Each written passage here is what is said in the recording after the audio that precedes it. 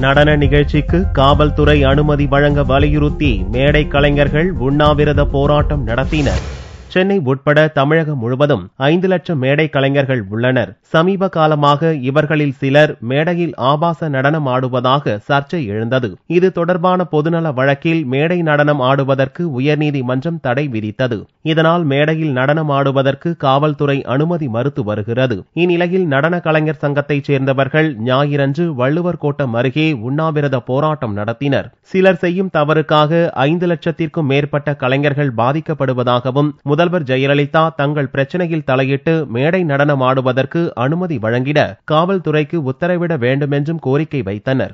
கடந்த 3 மாதங்களாக பொதுவாகவே ஒரு 70% மேல காவல்துறை அனுமதி மறுக்கப்பட்டது.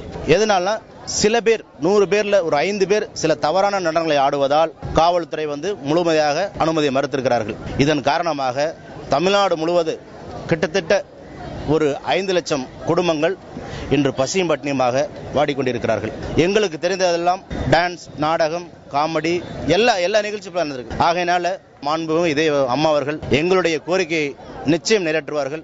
தற்போது திருவிழா காலத்தில் அனுமதி மறுக்கப்பட்டுள்ளதால் வாழ்வாதாரம் மிகவும் பாதிக்கப்பட்டுள்ளதாகவும் கலைஞர்கள் வேதனைப்பட்டனர்.